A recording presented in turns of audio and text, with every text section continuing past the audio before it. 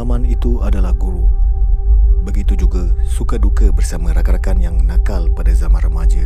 Ketika usia muda, hanya tahu bersukaria, baru mengenal erti berdikari. Ingin menguruskan hidup sendiri dengan cara yang tersendiri. Namun, setiap apa yang berlaku itu memberikan kenangan yang tidak dapat dilupakan. Rumah kedai sewa, itulah kisahnya. Tetapi, bukanlah pangsa puri ini yang ingin ku ceritakan. Tetapi, rumah kedai kosong di hujung sana.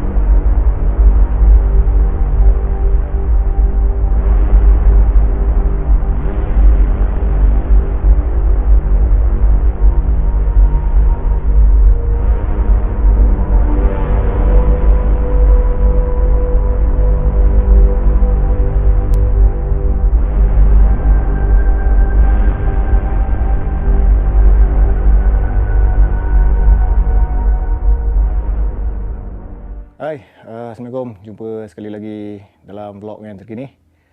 Sekarang ni memang tak boleh nak buat eksplorasi kerana PKPB.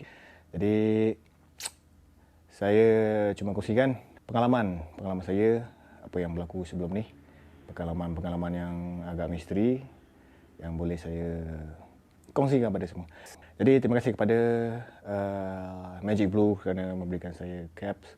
Dan juga kepada followers, fans yang memberikan saya hoodies NASA. Terima kasih banyak dan saya hargai. Dan hari ini saya pakai untuk vlog yang terbaru.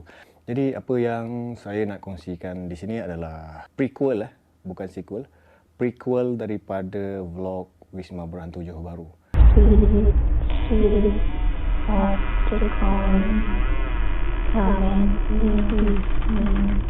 Sebelum ni saya kongsikan Wisma Berhantu semasa saya bertugas di salah sebuah syarikat swasta di Bandaraya Johor Bahru.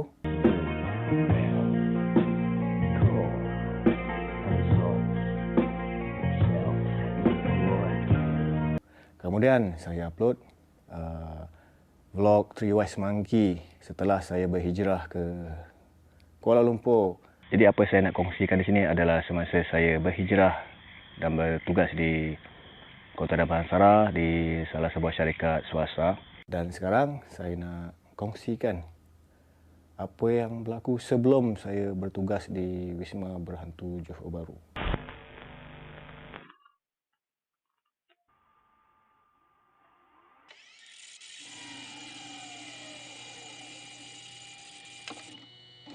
Jadi, apa yang berlaku adalah semasa saya menamatkan persekolahan pada tahun 98, Form 5, saya telah membuat keputusan untuk berdikari bersama rakan-rakan untuk menyewa atau menginap di sebuah rumah kedai di Taman Seri Skudai. Masa itu kami layan underground apa semua, jadi ada yang rakan-rakan yang mempunyai music band dan agak sukar untuk bertemu.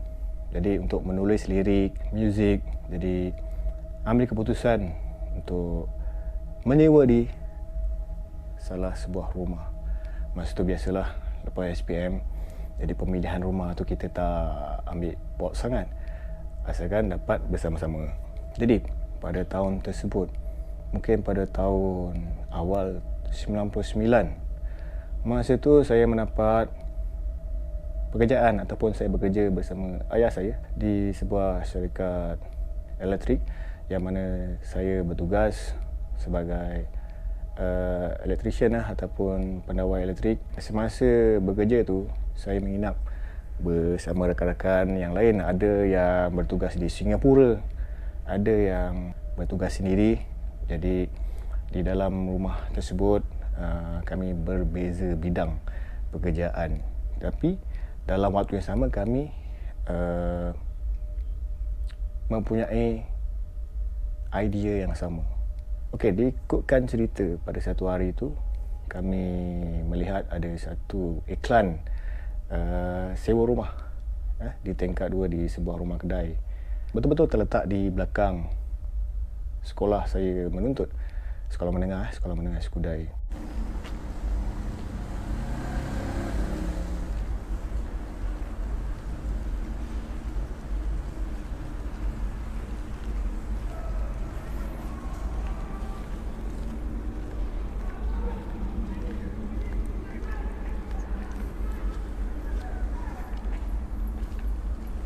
Jadi ini adalah sekolah saya, Sekolah Menengah Skudai. Kenangan.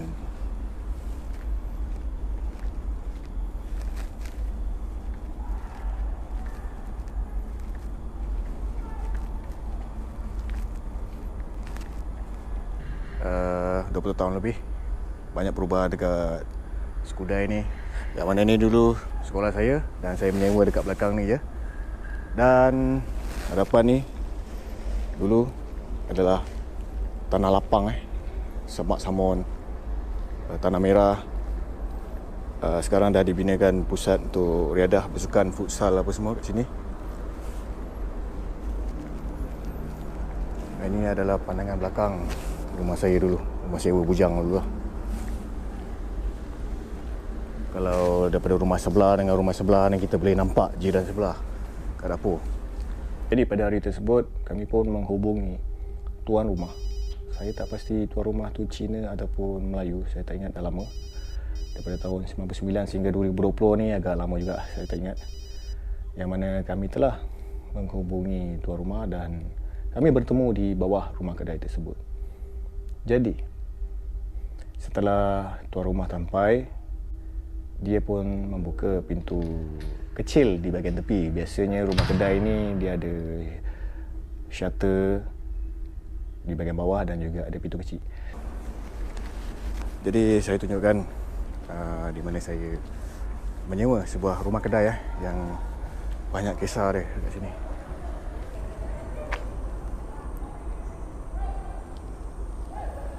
Jadi depan ni dulu semua tanah lapang, padang. Dan rumah yang saya menyewa adalah rumah ini yang ada awning. Jadi setelah dia membuka pintu untuk menunjukkan kami keadaan dalam rumah, saya melihat tangga daripada bawah nak naik ke tingkat 2 tu ataupun tingkat 1 tu agak teruk sekali disebabkan warna-warna cat tu dah terkopik teruk, seperti dah ditinggalkan lama dan tak diduduki lama. Jadi disebabkan teruja untuk kali pertama menyewa rumah bujang, kami pun accept rumah tersebut. Biasalah masa tu jiwa remaja agak berdarah panas, jadi semuanya kami langgar je. Sebelum naik ke tingkat 1, tuan rumah berpesan kepada saya dan rakan lah, masa tu kami berdua mengambil kunci, berpesan kepada kami supaya tidak membuka pintu kecil di bahagian bawah, yang mana kami tak pasti dulu perniagaan apa yang dijalankan di bawah. Sebab bila kita masuk pintu kecil tu, dia ada satu pintu kecil bahagian dalam. Okey, jadi masa tu kami pun diam sajalah. Tapi bila kita ni masa tu mendengar amaran tidak boleh membuka pintu bawah, dan tentu kita masa tu ada perasaan ingin tahu. Jadi kami diamkan dulu. Selepas tuan rumah pulang. Jadi semasa naik ke tingkat 1, saya dan rakan bersama tuan rumah, beliau membenarkan kami untuk lihat semua bilik lah dan keadaan dekat atas sana. Dan saya bersama rakan melihat setiap bilik dan juga dapur. Dapur rumah tersebut, boleh melihat dapur di rumah jiran sebelah, sebab tapi dia ada grill kan. Kita boleh melihat jiran sebelah bahagian dapur diorang. Kalau daripada rumah sebelah dengan rumah sebelah ni kita boleh nampak jiran sebelah kat dapur. Dan selepas itu saya melihat keadaan dalam bilik dulu. Ada 3 bilik. Satu bilik berhadapan dengan tangga naik ke atas, dan 2 bilik menghadap jalan raya depan. Jadi saya mengambil satu bilik di bahagian kanan bersama rakan. Dan semasa saya masuk ke bilik yang ingin saya sewa bersama rakan, saya melihat di dalam bilik tersebut cat-catnya memang teruk gila, teruk kopik-kopik, dan juga ada sebuah meja, dan di atas meja tersebut terdapat lilin-lilin yang telah cair banyak juga, dan juga terdapat sebuah buku kecil lah, seperti kitab. Bacaannya saya tidak pasti, agak meragukan kat situ dan tidak difahami. Jadi selepas perbincangan dan persetujuan dibuat, kami pun memberikan deposit dan juga menyelesaikan dokumen-dokumen yang lain lah, agreement apa semua, dan owner pun pulang. Jadi setelah owner pulang, pertama sekali apa yang kami buat adalah kami terus turun di bahagian tingkat 1 dan membuka pintu di bahagian bawah sana. Dan bila kami buka pintu tu, hanyalah satu ruangan kosong, cuma ada sikit macam lumut-lumut ataupun paip-paip pecah di bahagian bilik air lah, agak lecak ke bawah tu dan agak kotor lah. Jadi kami pun membuat huru-hara lah dekat bawah tu lah.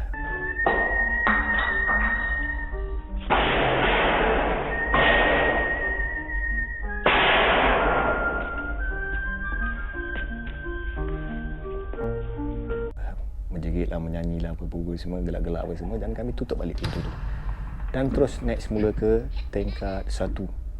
Okey.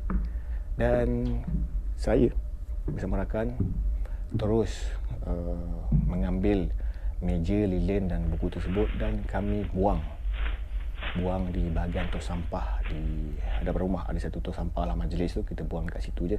Masa tu kami budak-budak tak tahu apa-apa, remaja kan, kami tak tahu apa-apa sangat lah. Jadi selepas tu saya menghubungi rakan-rakan yang lain dan telah bagi tahulah kita dah ada rumah dan kita boleh datang ramai-ramai gotong royong untuk bersihkan rumah. Bilik sebelah adalah seorang rakan bersama rakan beliau, dan bilik hadapan seorang rakan daripada Singapura lah, bekerja di Singapura, ulang-alik daripada JB ke Singapura, berdua juga. Jadi dalam rumah tu ada 6 orang dan semuanya mempunyai music band sendiri yang mana berkumpul untuk memudahkan perbincangan apa semualah. Jadi dipendekkan cerita, semua datang bergotong royong bersihkan rumah, sapu sampah, cuci lantai, dan saya bersama rakan mengambil keputusan untuk mengecat bilik kami dengan cat minyak warna biru dan kapet berwarna biru. Dan di antara 3 bilik ni, bilik kami lah yang paling cantik lah. Dan masa tu kami tak pakai katil lah, cuma hanya ada 2 tilam bujang saja di bahagian sudut bilik. Dan di bilik belakang adalah bilik rakan saya yang bekerja Singapura tu, hanya mempunyai satu katil single bujang yang mempunyai spring tu tetapi tak ada tilam.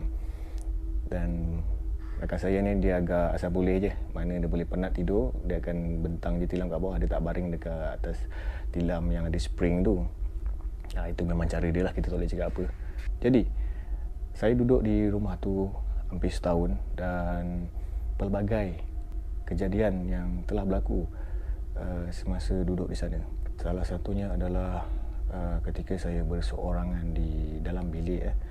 Masa tu semua rakan-rakan tak ada keluar, dan saya melihat dekat dinding saya, cat minyak, ada banyak kesan tapak kaki, tapak tangan berjalan seperti berjalan di dinding.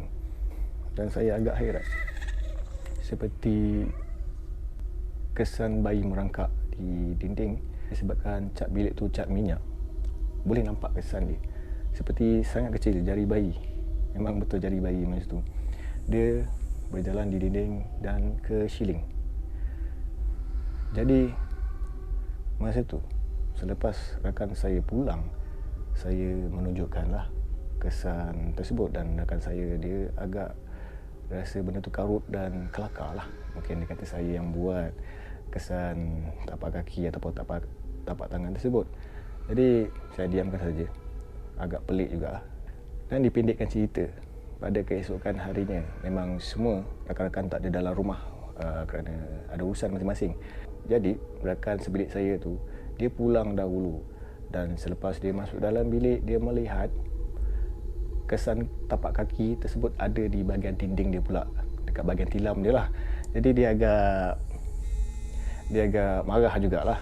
Mungkin dia tuduh saya yang membuat corak-corak ataupun tapak kaki tersebut. Jadi dia menghubungi saya, menelefon dan bising dekat saya kenapa saya duduk dekat dia punya tilam kan, baring dekat dia punya tilam.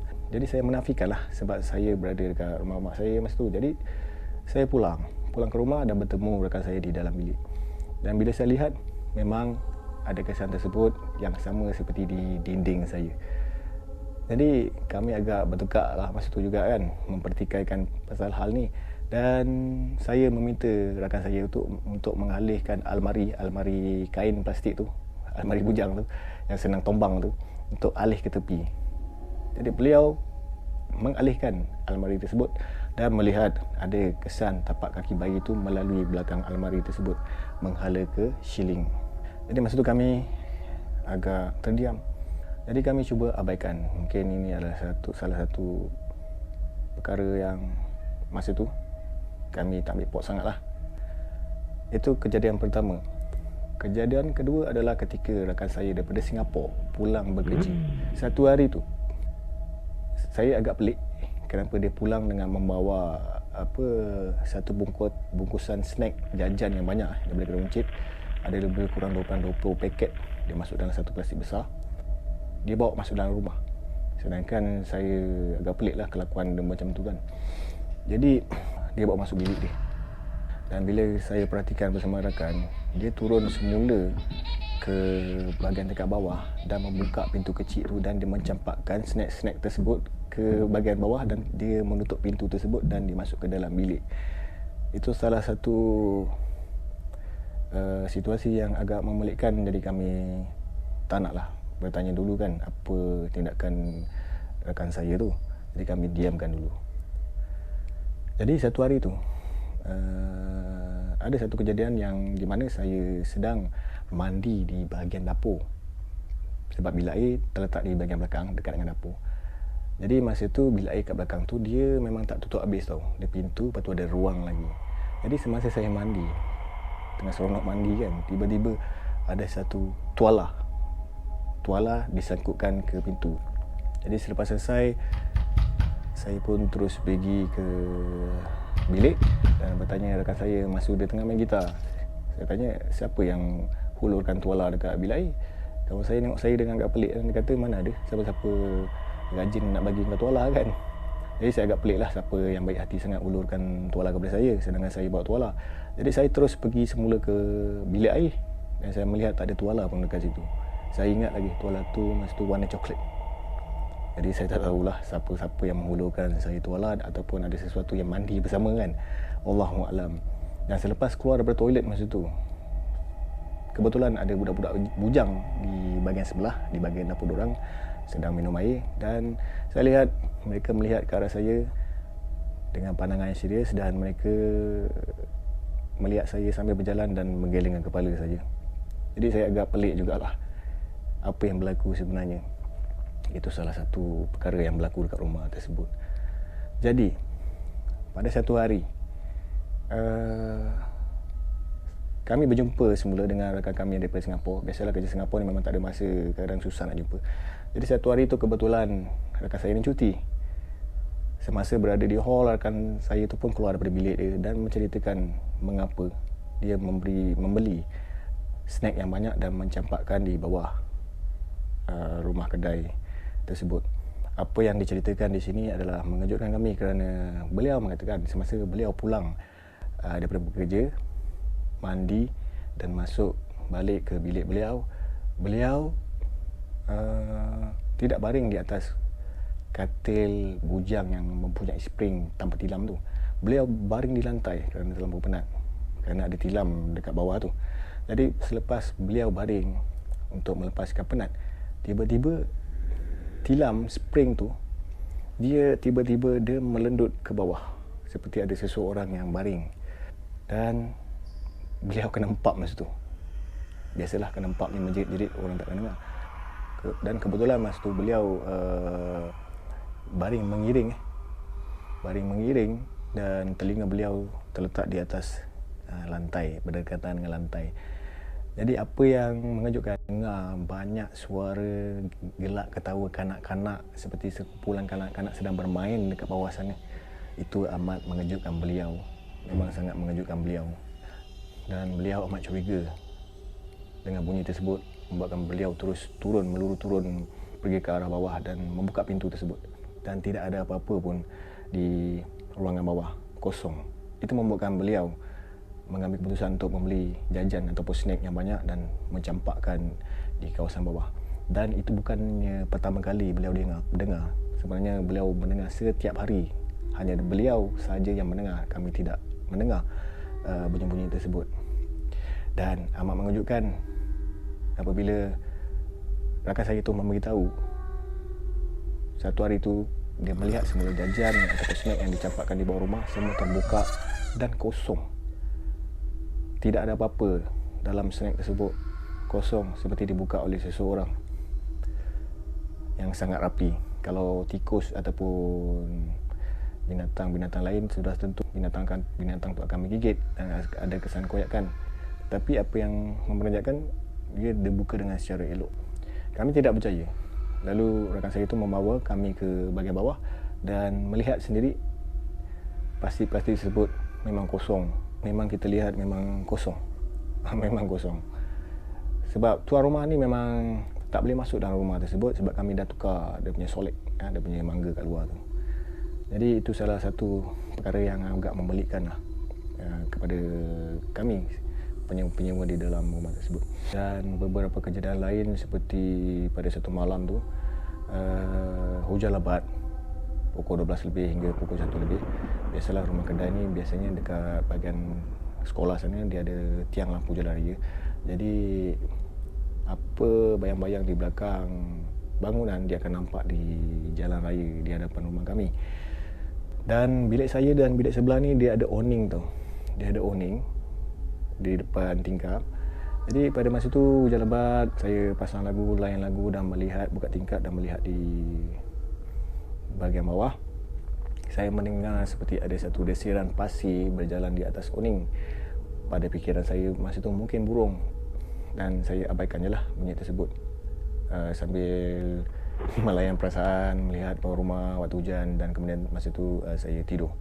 Dan saya melihat di bahagian bawah jalan raya boleh lihat bilik rakan saya ni gelap lah. Mana mungkin dia dah tidur ataupun dia keluar. Pada keesokan harinya, rakan saya di bilik sebelah bertemu dengan saya dan bertanya, semalam kau ada dalam bilik? Ada. Saya jawablah, ada dengar tak bunyi seperti pasir atas awning? Saya kata dengar burung kot. Lepas tu rakan saya terdiam. Rakan saya pun berkata sebenarnya dia ada di dalam bilik tersebut dan menutup lampu sebenarnya. Kerana dia berkata bunyi desiran tu di atas awning bukan bermula di dalam bilik saya tetapi bermula daripada bilik dia, awning bilik dia. Dia melihat dengan berbekalkan cahaya lampu di belakang bangunan, dia melihat seperti satu kepala wanita yang mempunyai juraian di bawahnya melalui atas awning dia dan pergi ke arah awning saya. Kemungkinan juraian di bawah itu selaputi oleh pasir-pasir yang menyentuh di atas awning kami. Jadi saya masa tu agak terkejut kerana semasa benda tu lalu ataupun bunyi tu berlalu di atas awning, dia bunyi agak perlahan dan saya berada di bawah tingkap tersebut. Satu hari lagi pada waktu petang, saya berada di dalam bilik dan saya mendengar suara saya dipanggil-panggil dengan kuat daripada arah bawah. Jadi selepas saya membuka tingkap, saya melihat rakan saya, iaitu rakan di bilik sebelah, sedang mematikan saya di bawah memandang tingkap dengan memandang saya dengan pandangan yang kosong. Jadi saya pun bertanya, buat apa panggil kan? Ada apa? Panggil kuat-kuat tadi. Jadi saya agak pelik. Rakan saya tu hanya berdiam, memandang saya dan berdiam tanpa cakap apa-apa. Jadi saya pun cakap lah, tunggu kejap lagi saya turun bawah lah, bertemu dia kat bawah. Saya tutup tingkap dan turun bawah. Bila turun bawah, saya tengok dia tak ada, rakan saya ni tak ada. Agak pelik bagi saya masa tu. Dah panggil, lepas tu menghilangkan diri. Ini mungkin main-main kot kan, nak bergurau senda ke apa. Jadi semasa dekat bawah tu berfikir apa yang cuba dilakukan oleh rakan saya, tiba-tiba saya nampak rakan saya yang tadi tu menaiki sebuah kereta dan parking dan bertanya kepada saya, buat apa kat bawah ni? Saya cakap, bukan kau ke tadi panggil aku? Jadi rakan saya tu, gila ke apa? Dia kata, aku bawa balik kerja ni, macam mana aku boleh panggil kau? Baru je sampai ni, tak nampak? Jadi amat mengejutkan jugalah. Pada masa tu, semasa di atas saya buka tingkap, rakan saya tu hanya berdiri tanpa ada kereta dia. Jadi masa tu saya agak betul confused lah apa benda sebenarnya berlaku dekat dalam rumah ni. Banyak sangat kejadian yang pelik-pelik. Dan salah satunya semasa kami bermain gitar di tangga. Jadi dekat tangga tu dia ada satu dinding separuh dinding separuh ataupun macam ada penghalang lah supaya orang tak jatuh kan. Jadi semasa kami mencari lirik lagu bermain gitar, saya menghadap kepada rakan saya duduk di tangga dan saya berdiri menghadap dia dan menghadap bilik rakan saya dan berada di sebelah dinding.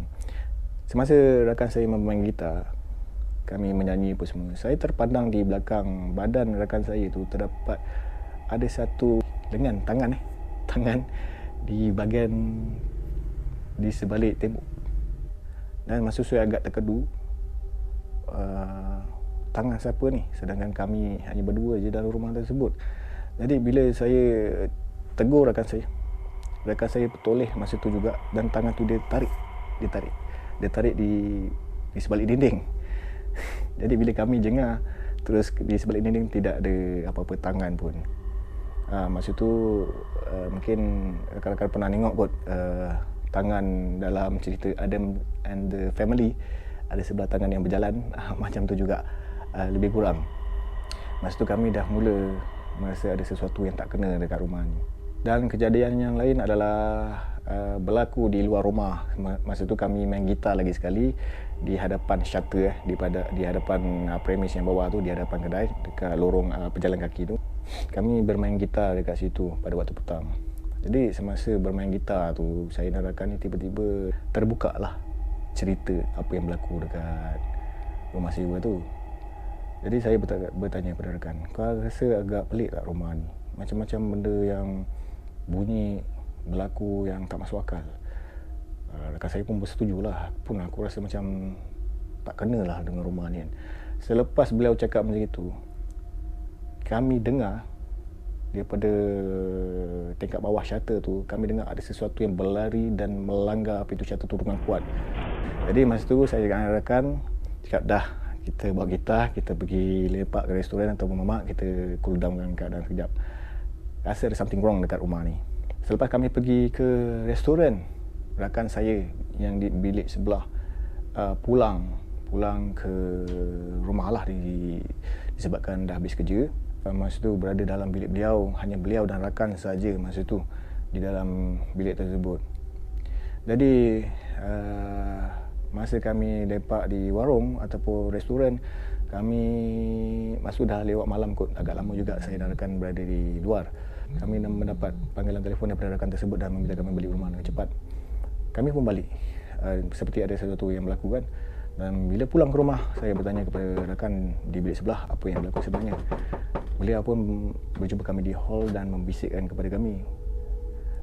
Beliau berkata, semasa beliau menoleh muka rakan sebilik beliau melihat wajah rakan tu amat menakutkan sekali lah. Muka yang bukan muka manusia. Jadi dia amat terkejut.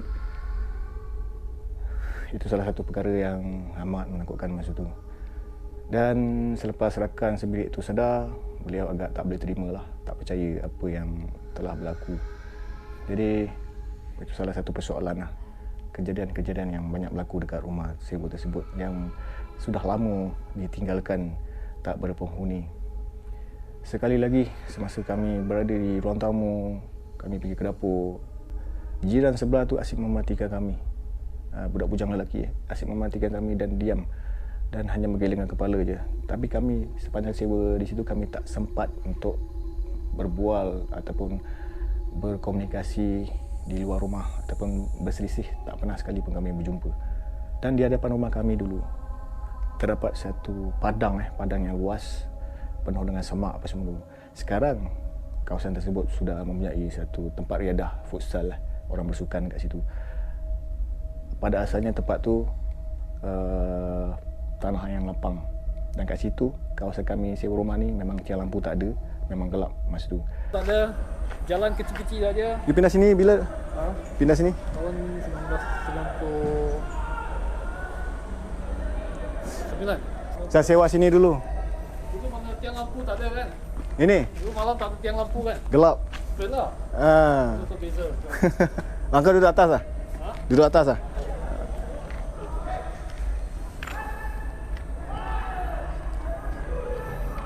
Jadi rumah saya adalah di atas sini ya.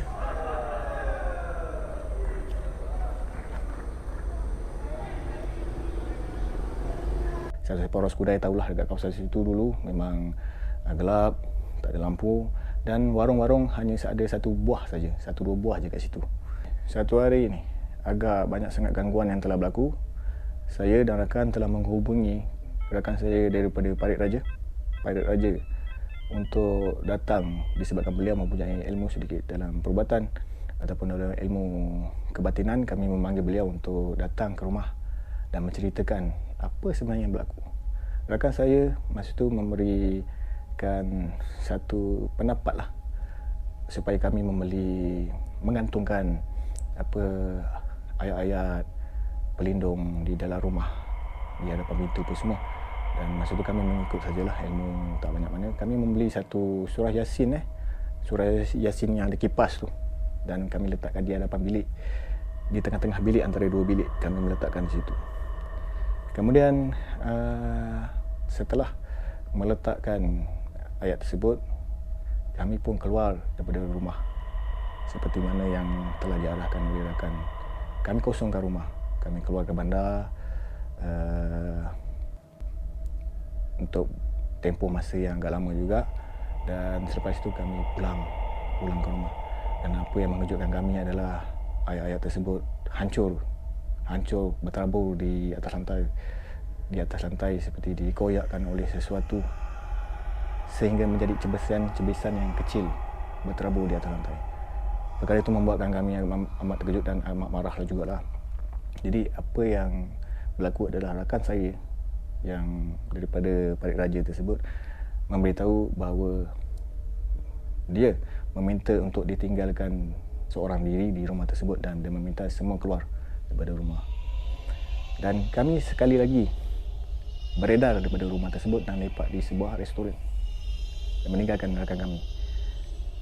Selang beberapa jam, rakan saya meminta kami pulang ke rumah tersebut, dan beliau menceritakan apa yang berlaku. Beliau menceritakan bahawa semasa beliau berada seorang di dalam rumah tersebut, beliau menyeru ataupun memanggil, mencabar makhluk-makhluk yang berada di dalam rumah tersebut. Dan apa yang mengejutkan, apabila beliau mencabar ataupun menyeru makhluk-makhluk tersebut muncul di hadapan beliau dengan susuk tubuh gelap, tinggi, berbulu dan hitam. Dan di belakang makhluk tersebut terdapat banyak kanak-kanak kecil, mungkin 15 ataupun 20 susuk kanak-kanak berada di belakang lembaga hitam tersebut. Dan lembaga tersebut dengan kasar mengatakan bahawa rumah ini adalah rumah kami, dan lembaga tersebut meminta kami keluar, tidak mengganggu rumah mereka. Dan kanak-kanak tersebut di bawah jagaan makhluk tersebut. Dan kemudian lembaga tersebut terus lenyap dan gaib daripada pandangan mata beliau. Selepas itu, rakan saya tersebut memanggil kami pulang ke rumah dan memberitahukan apa yang telah berlaku. Jadi pada masa tersebut, rakan saya hanya dapat membantu sekadar apa yang boleh dan meminta kami untuk mencari ustaz-ustaz ataupun orang yang lebih berilmu untuk menyingkirkan atau membuang semangat-semangat ataupun makhluk-makhluk yang mendiami rumah itu, mungkin sudah terlalu lama ataupun telah ditinggalkan oleh seseorang, ataupun rumah tersebut dijadikan tempat pemujaan pada masa lalu disebabkan kami menjumpai lilin dan juga kitab-kitab yang tidak difahami. Jadi selepas beberapa minggu saya mengambil keputusan untuk berpindah keluar daripada rumah bujang tersebut disebabkan tidak tahan pada gangguan, dan rakan-rakan saya yang lain masih lagi menginap di rumah tersebut. Dan selepas saya keluar daripada rumah tersebut, saya tidak mendapat kabar ataupun apa-apa cerita lagi tentang rumah kedai tersebut. Saya pasti rakan-rakan saya yang menginap bersama, jika masih ingat lagi tentang rumah tersebut, mungkin mereka akan teringat tentang kisah yang berlaku pada tahun 99 dulu. Dan selepas saya keluar daripada rumah tersebut, saya pulang semula ke rumah ibu bapa dan berhenti kerja di sebuah syarikat elektrik tersebut, dan saya mendapat pekerjaan di Wisma di tengah Bandaraya Johor Bahru, yang mana lebih mudah dikenali pada vlog yang lepas, Wisma Berhantu Johor Bahru. Kisah ini ingin saya kongsikan apa yang berlaku pada 20 tahun yang lepas yang tidak dapat dilupakan. Ketika saya bertugas di sebuah wisma sebagai kaki tangan swasta, dan sekarang ia sudah lama tidak berpenghuni, kosong, gelap, suram dan menunggu penghuni yang baru untuk berkawan, berdamping dengan sesiapa yang memanggilnya. Mati dan mati. Jadi saya harap rakan-rakan underground scene yang menonton video ni, jika teringat lagi serba sedikit kisah apa yang berlaku di dalam rumah sewa kita, harap boleh share dan komen pengalaman masing-masing yang tidak diceritakan sehingga hari ini. Mungkin ada rakan-rakan saya di sini yang menonton, mendiamkan diri dan tak menceritakan perkara-perkara lain yang banyak berlaku semasa masing-masing berada seorang diri di rumah. Saya pasti ada yang tidak diceritakan. Jadi kepada rakan-rakan semua, terima kasih kerana menonton pengalaman saya kali ini, sambungan ataupun prequel sebelum vlog Wisma Berhantu. Dan stay tune untuk vlog akan datang, iaitu vlog sambungan ataupun sequel kepada Three Wise Monkey. Jumpa lagi, stay tune dan Assalamualaikum.